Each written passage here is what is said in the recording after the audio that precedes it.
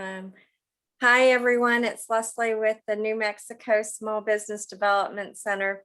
I want to introduce Mr. Chad Cooper today, cybersecurity expert. And if you haven't heard any of his cybersecurity series before, you're in for a lot of information on a topic that everyone needs to know. I think as much information as they possibly can get.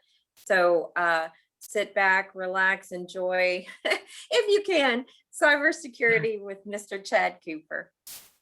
Leslie, thank you, and I appreciate that. Cybersecurity is one of those things that can seem very hyper complex, and in some parts of it really is.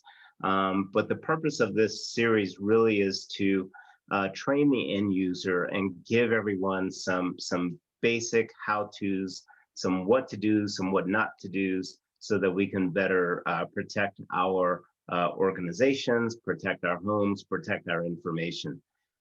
Today's session is the first of 6 classes, and we'll be talking in a few minutes about how all the courses will be broken up. But I do just want to welcome you today for joining, and thank you. And like Leslie said, sit back and enjoy. Feel free to ask questions in the chat or in the Q&A, and we'll try to get those questions answered as we go along. So the way that today's session will break out, first we'll give you a quick overview of our company, as well as the training series. We'll discuss why is training so critically important, and a big part of that is the human element.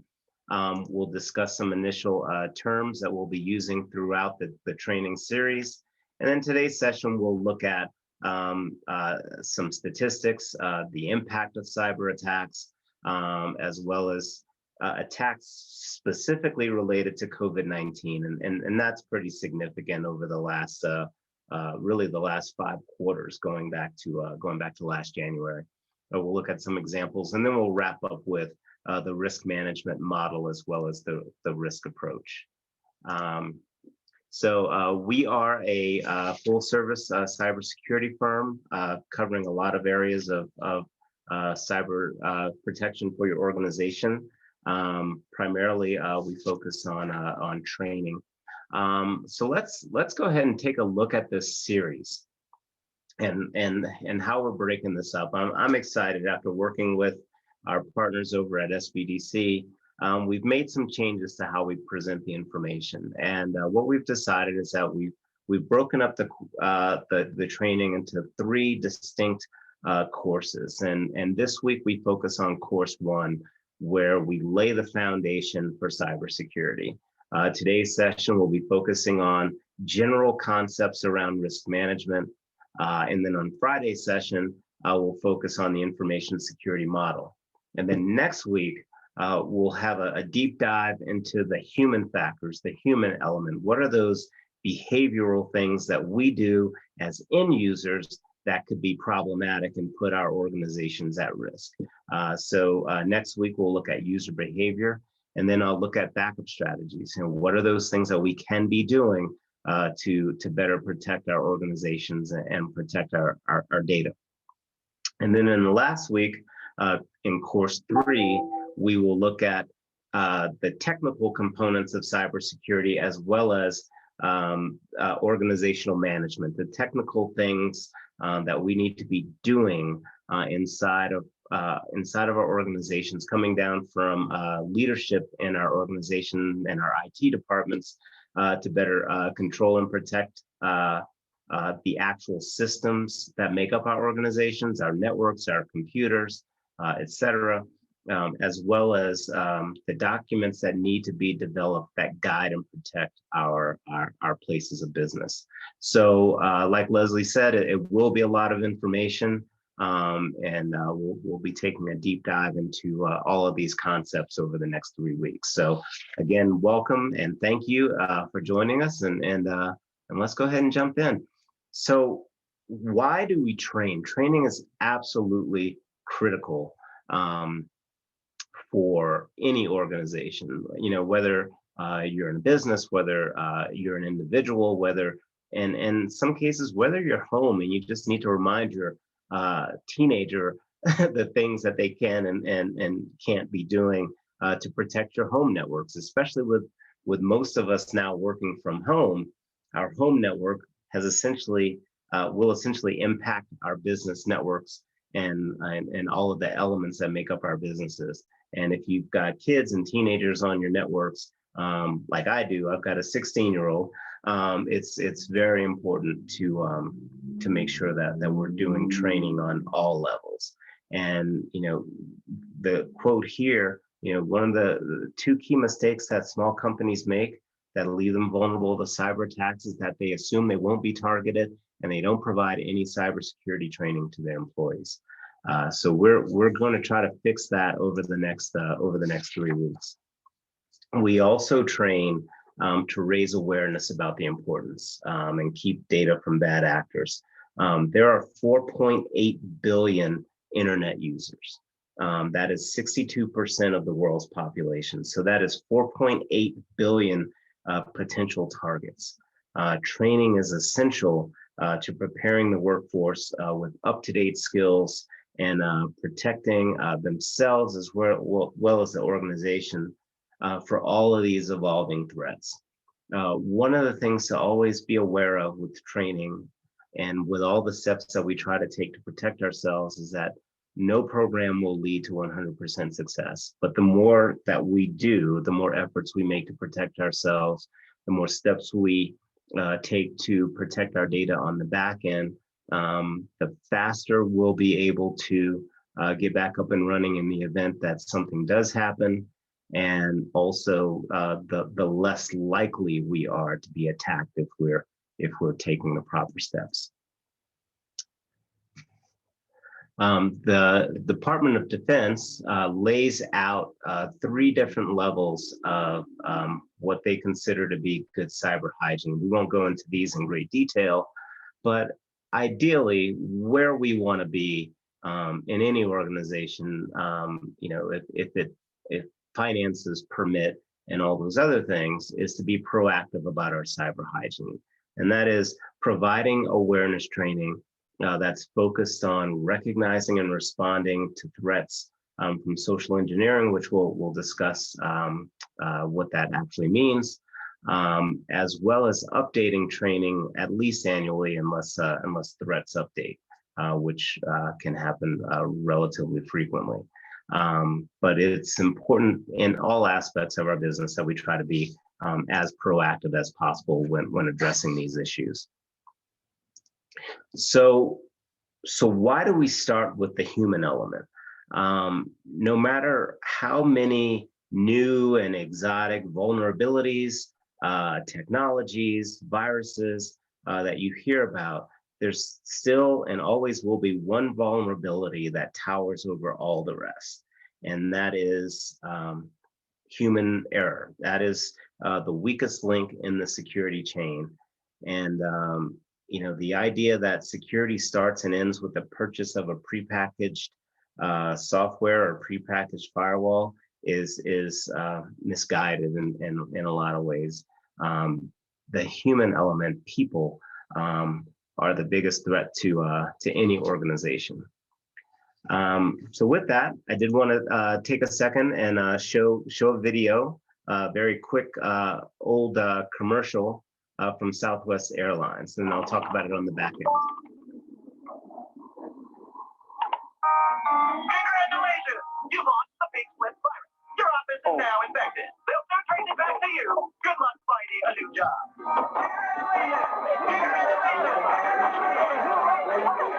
Want to get away? Now you can. But Okay, so let me go ahead to the next slide before we talk about that.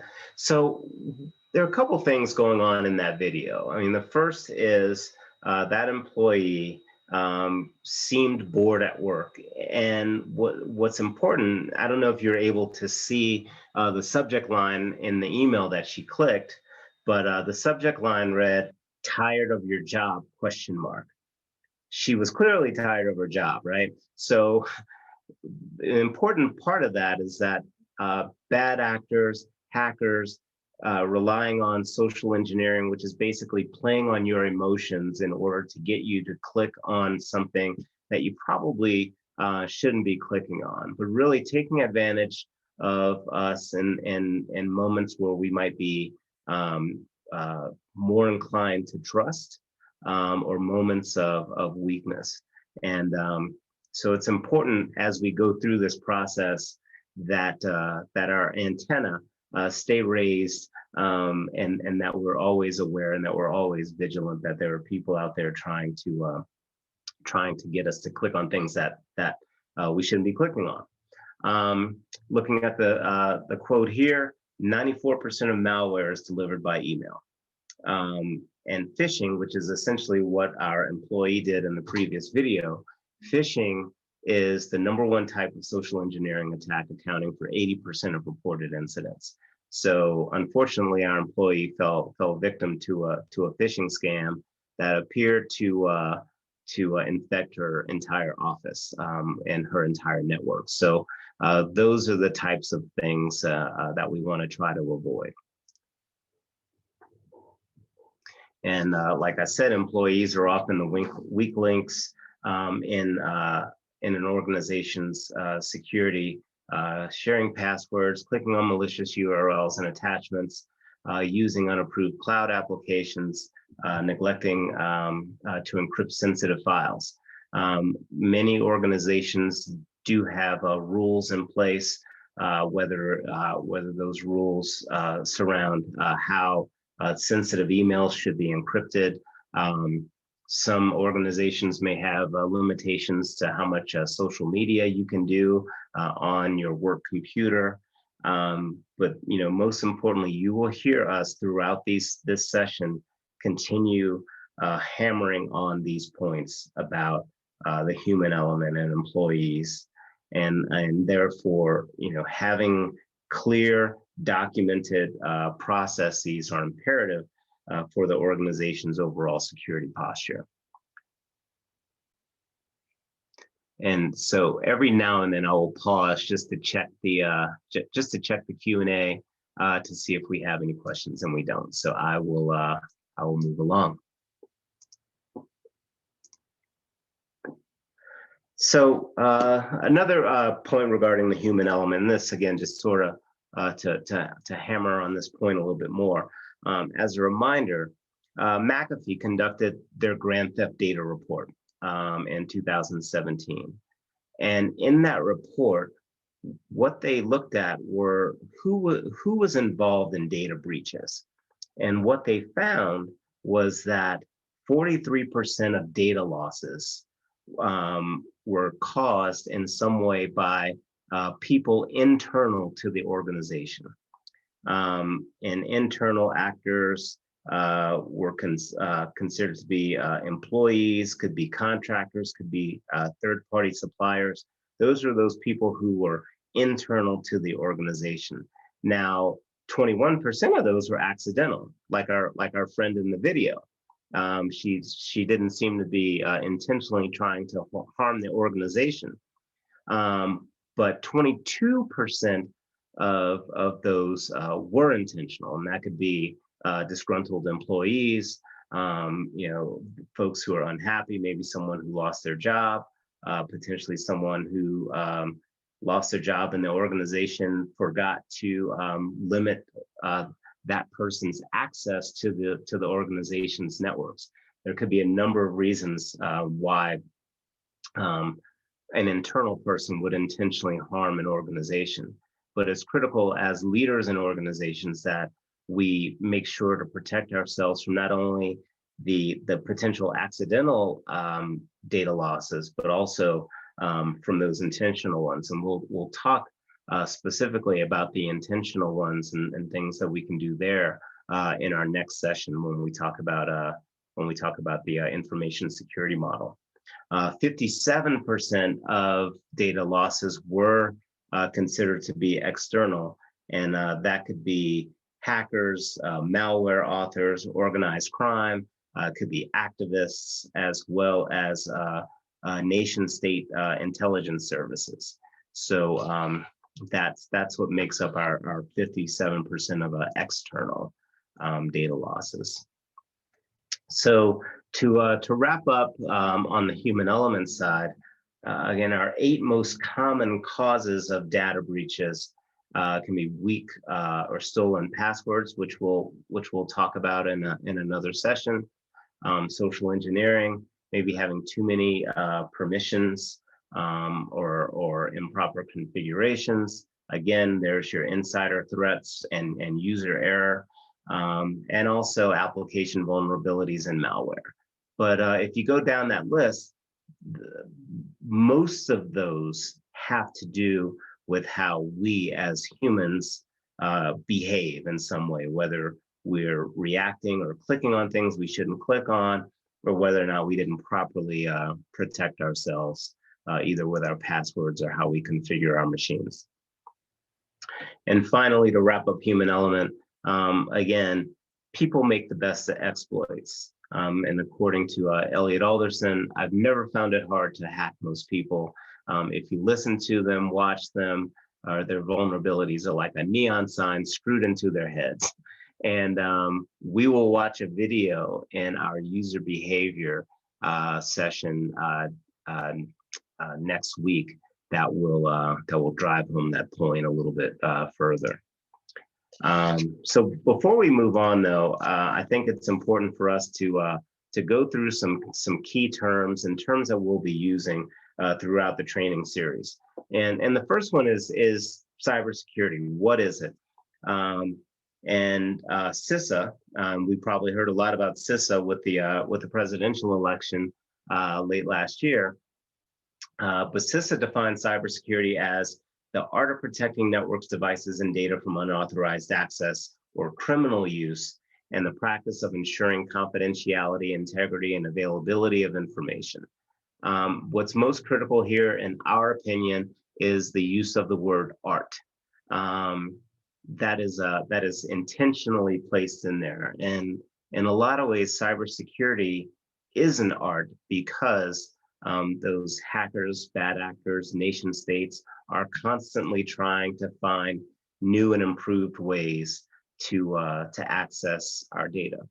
And there's no one science behind it. It is a constant, ongoing, ever-evolving back and forth between those of us trying to protect our information and those out there trying to access it. The next term to cover is information security. This model we're actually going to cover in great detail in Friday's session. Actually, Friday's session is 100% about this model. But the point to understand here is that cybersecurity is a piece of the pie when we talk about the entire information security model. And the information security model doesn't just refer to the digital information that you have in your machine. It really covers the processes, the planning, the rules you have in place to protect all your data, whether that data is on your computer or whether that information may be on your phone or on your iPad. It could be hard copy data, printed documents that you may need to keep in a file cabinet somewhere locked away. So it covers all of your critical information, whether it's printed or whether it's digital. And like I said, we'll take a deep dive into that one tomorrow. A lot of times you may hear differences or the terms cyber attack or data breach mentioned. And in some cases, those terms may be mentioned interchangeably, but they're actually different. A typical firm experiences 130 data breaches per year in some cases. And in some cases, the firm may not even know that they've been breached. Breaches don't always result in a material impact like a business disruption or data theft or data or property destruction. But if not addressed, data breaches can evolve into a more damaging cyber event or cyber attack. So those breaches happen constantly, but the cyber attack really is that interference with your normal business operation that manipulates your data, disrupts your data, potentially deletes your data, and can cause some significant problems in how your organization operates. We have our bad actor, our hacker, people seeking to exploit weaknesses in software and computer systems for their own gain. And that can be, again, not just individuals, it could be nation states, countries looking to gain some sort of advantage or attack their enemies. And we are, as a country, certainly neck deep in some of those cyber challenges. I do want to spend a little bit of time here talking about the Internet of Things. When we think about the Internet of Things, think about everything that is connected to the Internet. Think about those devices in your home, those devices in your office that talk to each other, they talk to the Internet. That can be your computers, could be your wireless networks, your smartphones, cable modems, your cameras, your iPads, your smart TVs, your Apple TV, your Roku, your alarm system, your smartwatches, your gaming consoles, the Xbox, all of that stuff. Anything that can talk to the Internet is what we consider to fall under the Internet of Things. All of those devices are likely processing or accessing some form, and I just realized I can use my laser pointer here, or accessing some form of your personally identifiable information. So that's your PII. And your personally identifiable information is that critical information that you don't want to get out, right? That's your date of birth, your social security number, could be your driver's license number, could be your passport, taxpayer ID if we're talking about a business, first name, last name, bank account numbers, credit card numbers. There's a good chance that some of this information may be processing through one or many of your devices. So again, it's important to protect those devices and protect that information. All of these devices may have some vulnerability to phishing attacks or social engineering attacks, right? Which can be false emails, that's your phishing, can be false emails, can be chat messages, phone calls, websites that are designed to impersonate a legitimate communication in order to try to convince you to provide your personal info by taking some sort of action, whether that's clicking on a link, it could a malicious link, it could be clicking on a corrupted file. At any rate, the goal is to get you to click so that they can then get into your machine and access your data. Clicking on a link or an attachment could potentially launch malware.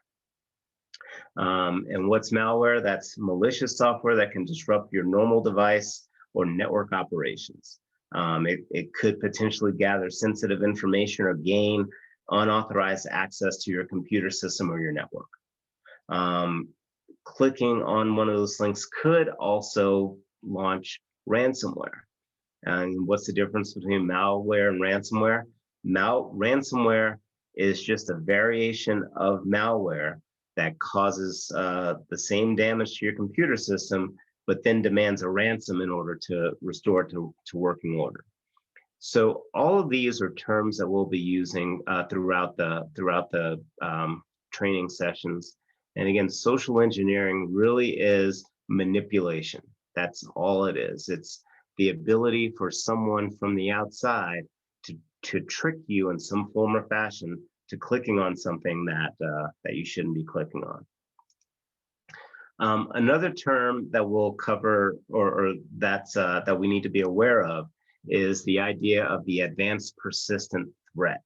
And that's can be an adversary or with sophisticated levels of expertise, significant resources, allowing them the use of many different attack vectors, whether it's cyber, physical, or deception, to generate opportunities to access your data. And I think it's critical to watch this video. So we'll listen to this one. It's about a minute. An advanced persistent threat is where the attack group identifies a very particular target, and there's something that target's got that the attackers want. It's a very different type of attack. If they try something, it doesn't work. In the other type of attack, it doesn't matter. Somebody else will fall through. In this type of attack, they're coming after you, so they're just going to try something again. And the advanced bit, that's where it really gets misleading. The attackers are fundamentally lazy. They will try something easy, and if that works, great, job's done. The advanced bit really comes in where you're a hardened target. You've already put in place enough measures that the first few things they try don't work. They will just keep trying more and more sophisticated techniques until they eventually find something that works. If they're up against a deadline, they'll keep trying rapidly. You could be dealing with a piece of malware coming into your estate that has only existed for the last 10 minutes. So there is no way that any of your existing technologies that are just taking in a block list of virus signatures, none of those are going to be any use at all against that kind of attack.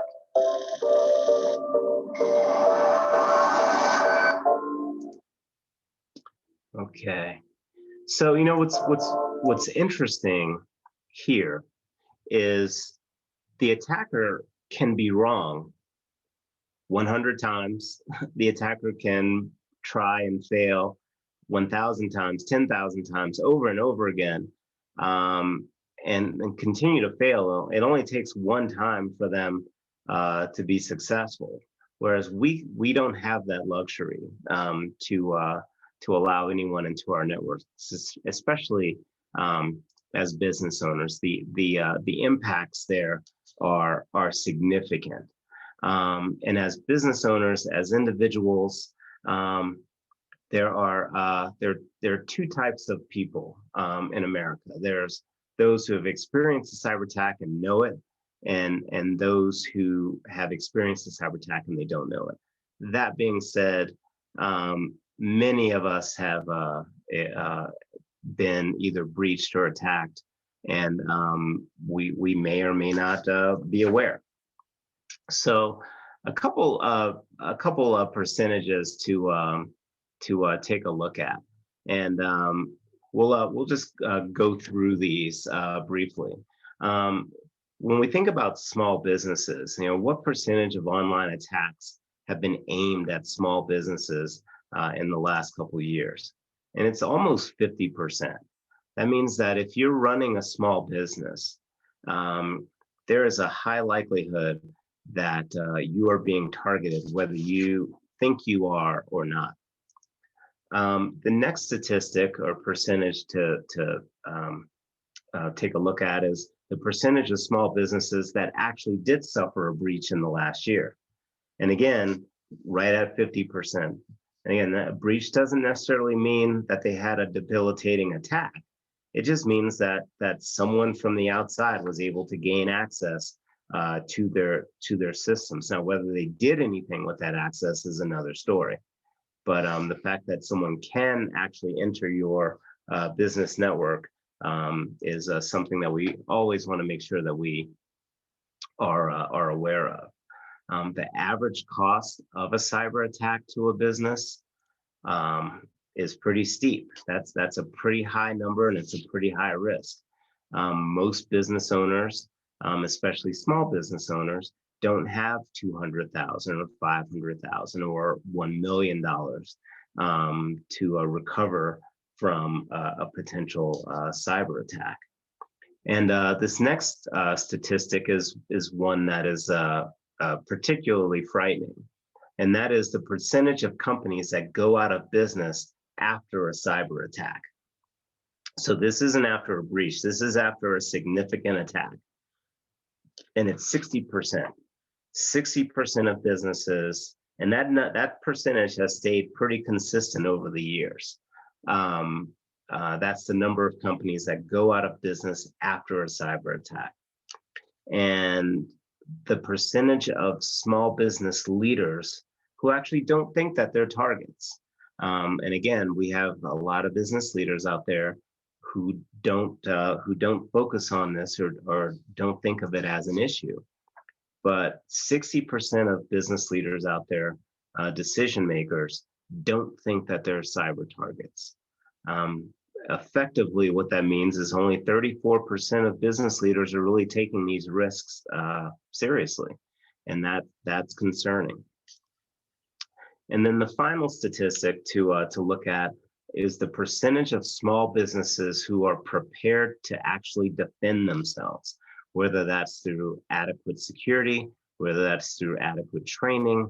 Only 14% of small businesses are prepared. And by not being prepared, what are the risks? What are those impacts? What are we opening ourselves up to? Some of those potential impacts from a cyber attack can include, liability risk from for your client's identity or information loss. It could be a decline in value or loss of your intellectual property. It could be damage to your reputation, which is huge. We're going to talk about the Target breach that happened a few years ago, and I was one of those people that had a Target red card, and I was also one of those people who decided to not use it anymore after Target got breached. We'll talk about that in a little bit more detail. But there's also loss of clientele.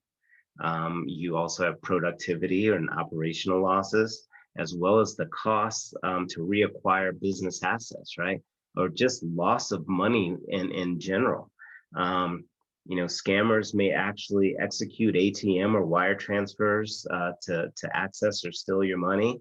And all of these, in effect, can result in loss of business income. And in addition to the impacts listed here, there could also be damage to your information systems, damage to your information.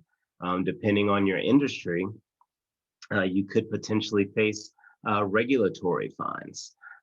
You could have penalties, legal fees, potential damages to your credit or inability to get loans from banks. So all of these potential impacts can have a significant play a significant role in how your business moves forward, or have a significant role in making a business part of that 60% that ends up going out of business because of a cyber attack. And sadly, over the last year and 3 months, going back to the beginning of 2020, COVID hasn't helped. COVID in general has been a scary disease.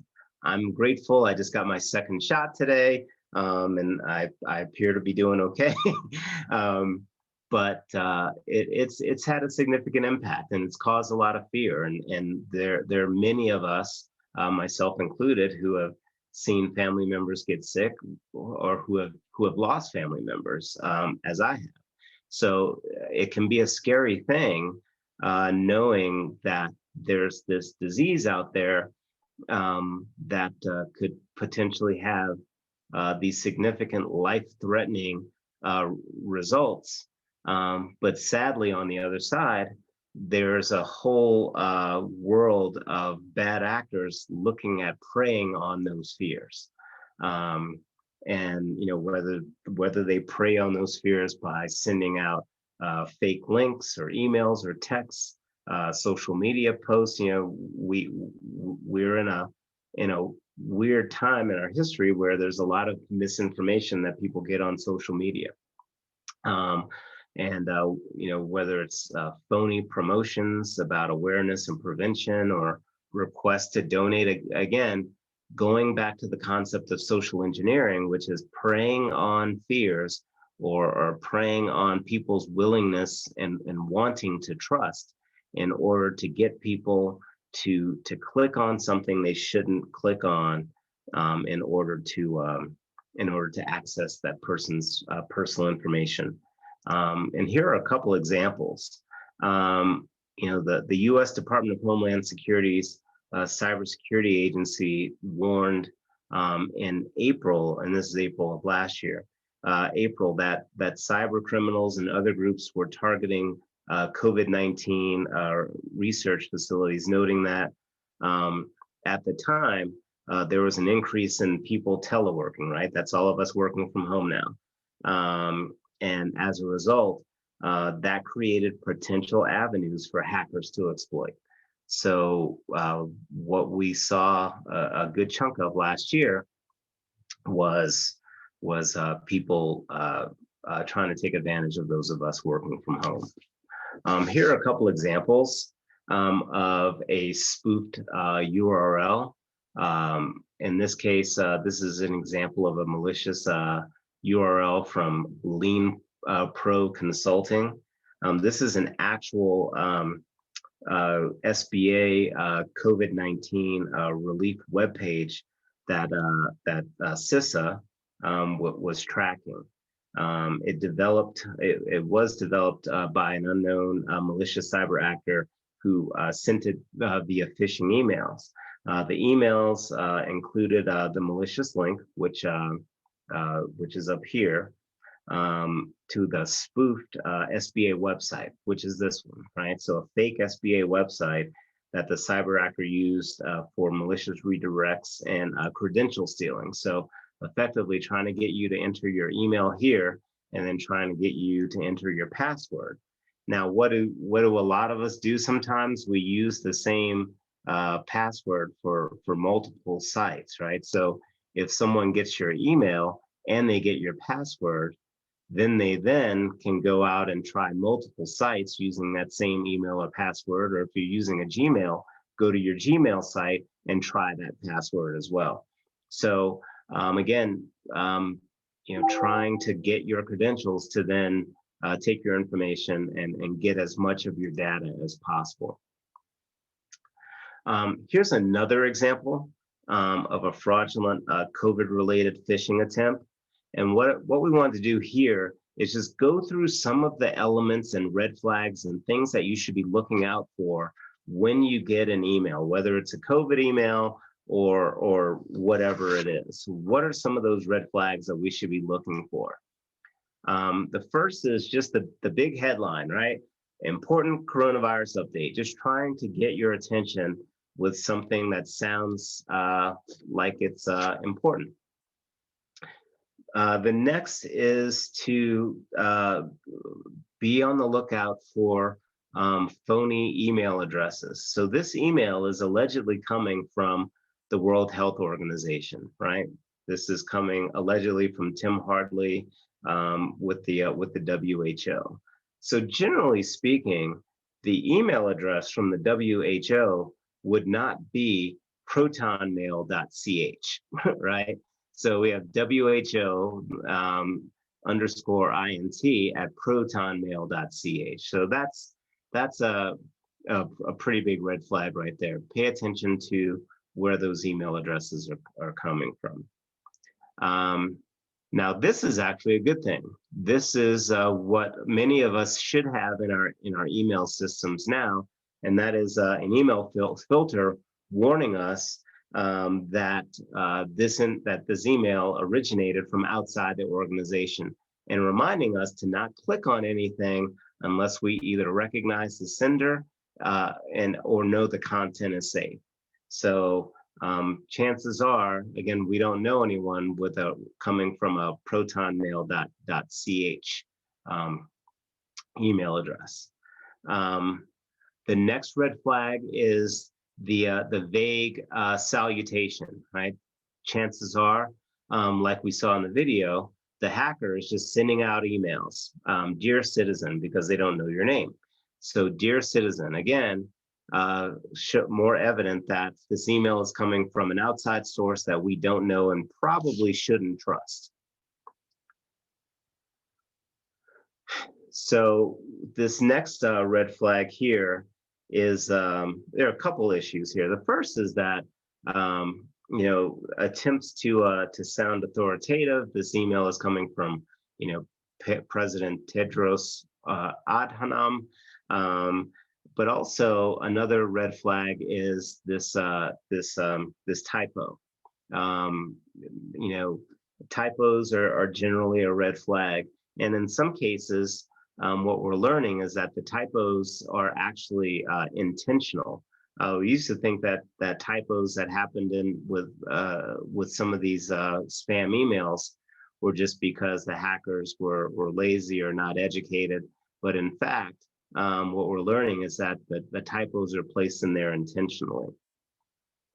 And again, a manipulative thing to get us to click on and trust the email, though it sounds counterintuitive. Again, I won't read through all this, but this is just essentially scary language, language intended to cause fear and trust to a certain degree to get people to click and want to go and get more information by clicking. Here's where we have the call to action. I'm requesting you to download the attached. After all the scary language, they hit you with the call to action. And not only do they hit you with a call to action, they hit you with a sense of urgency. Do this in the next 15 hours. And hey, we'll also give you something for free. So generally, and most importantly, with all of these risk areas and all of these red flags, don't click on links from sources you don't know. Look out for emails claiming to be from the CDC or experts saying they have information about the virus. Ignore online offers for vaccinations or medical supplies, PPE or cures. In New Mexico, everyone goes to the Department of Health website, and we've got a central location where everyone goes to register for the vaccination. It's a pretty efficient process that the state has put into place. So any other emails from any other sources about vaccinations, you should certainly consider to be suspect. Do your homework when it comes to charities and crowdfunding sites. Be alert to potential investment opportunities and companies that claim to have cures. Like we said earlier, scammers will continue to find new ways to take advantage of this pandemic.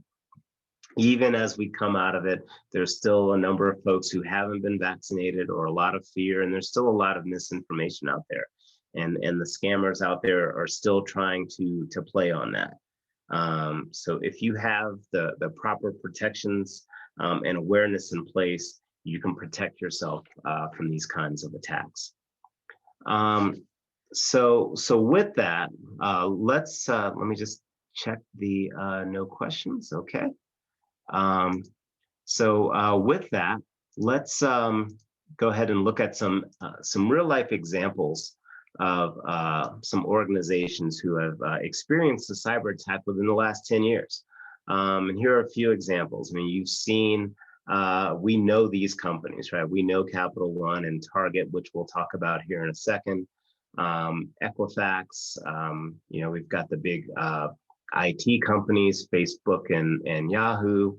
And then we've got the four shipping companies, Maersk, CMA, MSC, and Costco.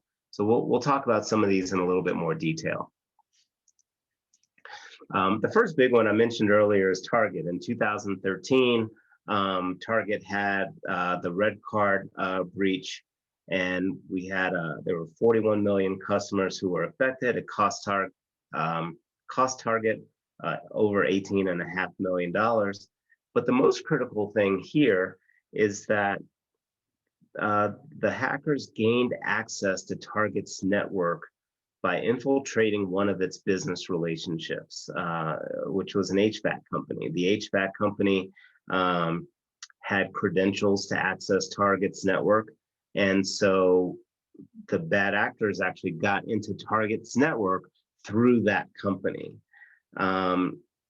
So in effect, the small business was the target to get to the large business. And it's a reminder for all of us who think that in some way that we may not be a target to make sure that we are protecting ourselves, because we're not only accountable to our own organization, to our own employees and our own customers, we're also accountable to our business partners, as well. And this target example is proof of that. Another example are the four large shipping companies. CMA down here they were the most recent company to be attacked up until just very recently.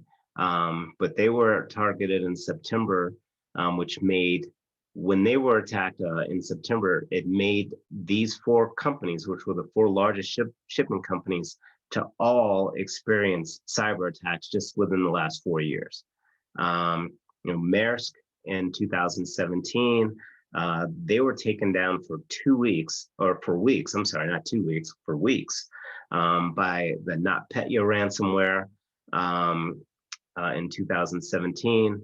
Mediterranean, they were hit in April of 2020 by unnamed malware that brought down its data center for a few days. Costco, they were brought down for weeks by ransomware in 2018, and then CMA. So it's not just that these companies are being taken down, but when you think about these four companies in particular, and think about the most recently, the ship that was stuck in the Suez Canal, and all of that transportation, all of those logistics, all of those deliveries that were disrupted. They have significant financial impact, and they also have significant financial trickle down, because when these shipping companies are taken down, then all the companies that they were delivering to, they don't have their products, and it trickles down all the way down to the small businesses eventually. So, all of that to say, these four cyber attacks in particular were pretty significant. And then to touch on Facebook and Yahoo just briefly, we remember the Facebook breach, and I believe Facebook just had another one recently, actually, in the last couple of days. But we remember the Facebook breach. 500 million user records were exposed, costing Facebook anywhere between $1 to $5 billion in fines and fees. And then Yahoo costing them $350 million and another 3 billion customers affected. What's interesting here, and why we always want to bring up these guys, these two companies in particular, is that these are IT companies. These are organizations with a lot of information technology, intellectual capital running around. And these companies are also being affected by cyber attacks. And as a result, it's a reminder to us as small business owners that we need to be extra vigilant and take all the steps that we need to take to protect ourselves. So what we'll do from here on out is actually focus specifically on how do we manage these risks? What is the approach that we should be taking now that we know that those risks are out there, that those threats are out there, and that there's a significant impact of those threats? How do we manage it? And the first thing we want to do is take a look at the risk management model. And your business, your personal risk is going to first be determined by how vulnerable you are to the threats that are out there. And this is generally conceptually talking about risk management. And when we think about threats, that's anything that could adversely affect the information your business needs to run. And those threats could be environmental, right? That could be just, what is my risk of my building catching on fire? What's the risk of my home catching on fire? Or where's my modem located? If a pipe bursts and my modem's sitting on the floor, can my modem flood and I lose something? So there are more threats than just the hackers and the criminals, which of course is a significant threat. But then the vulnerability piece is that is a weakness that could be used to harm the business, right? What are your weaknesses? Any time or situation where information is not being adequately protected represents a vulnerability. And then we look at the likelihood. What is the likelihood and the impact? The likelihood is the chance that a threat will affect your business, and it helps determine what types of protections to put into place, right? So high likelihood, versus high impact, and we'll look at that in a few slides. The impact an event could have depends on the information that's affected. It could and also could potentially affect your business or your industry. For example, if you may lose a file that's not essential to running your business, then your impact would be relatively low. But if your potential impact is something that can bring down your entire business, or like we talked about, the cost of recovering from a cyber threat, then we know that we may have a very significant amount of risk. So let's take a look at the same model, and let's use some of the statistics that we covered a little bit earlier. So the first statistic, if you remember from earlier in the presentation, 43% of online attacks are aimed at small businesses. That's the threat. How vulnerable are we? Well, we know that 66% of the decision makers don't think they're targets, and we also know that only 14% of businesses are actually prepared, right? If we go back to the threats, we also know that 50% of businesses did in fact experience data breaches. And I'm sorry, that actually goes here in our likelihood. The likelihood, 50% of businesses suffered a cyber breach in the last year, and that a typical firm experiences 130 breaches each year. So again, pretty likely that a threat could potentially affect our businesses. And then what's the impact? We know from looking at the statistics earlier that $200,000 is the average cost of a cyber attack to all businesses. And again, most critically, 60% of businesses suffering an attack go out of business within 6 months. And so knowing all of that, we have to ask the question, what is our risk? What is our risk? And not only what is our risk, but how do we react to it? What do we do to help mitigate those risks? So with that, we go to the overall comparison of looking at the impact versus the likelihood. So when we think of in terms of cybersecurity, the impact is high, right? And the likelihood is high.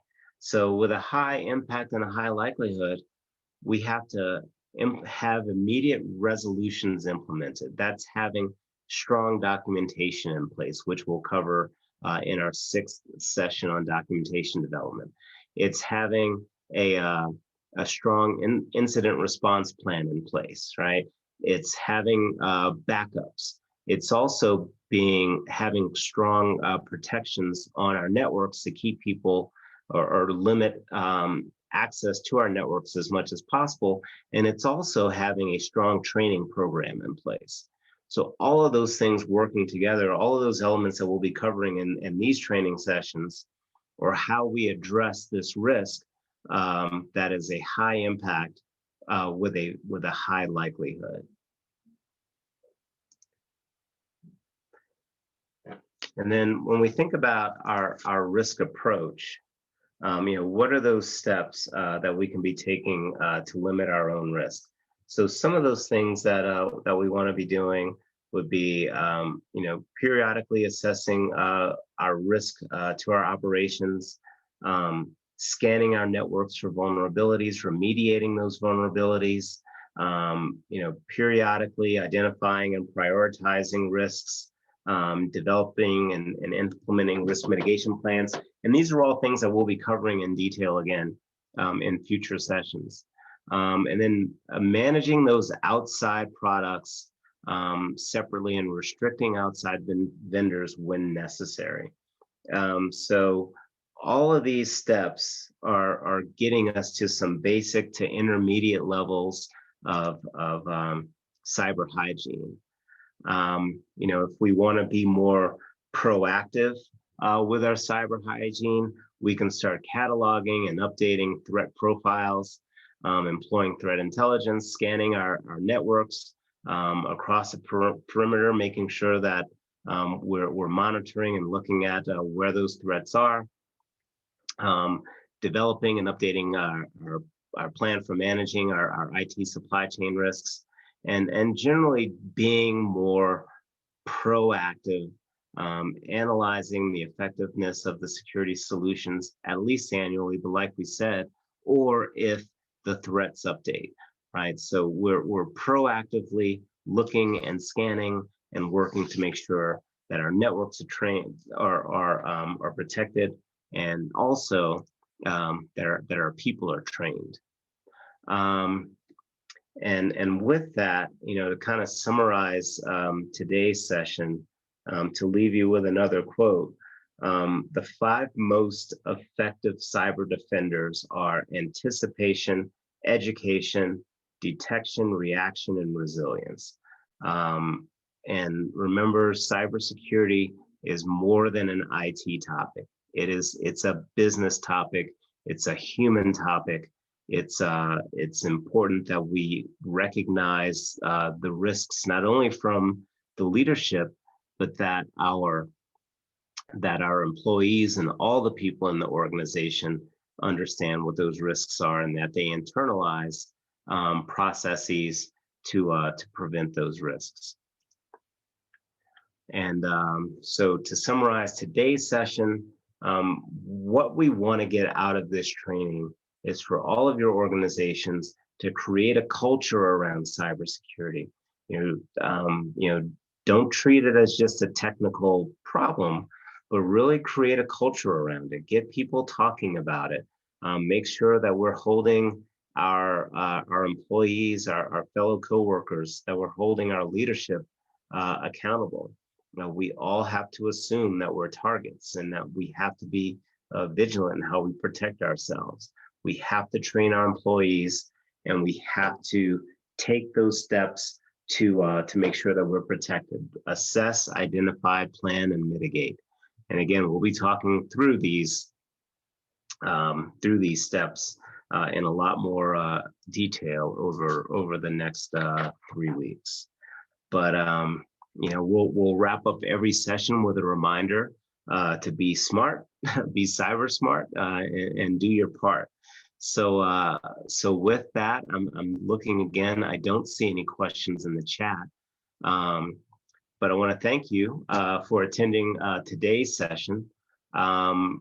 Friday, we will be covering the information security model, and again, talking through those steps and parts of the process that don't only focus on the digital information and protecting our digital information from cyber threats, but also protecting all of our information, whether it's printed, digital, what have you. So thank you for attending today, and I will look forward to seeing you on Friday.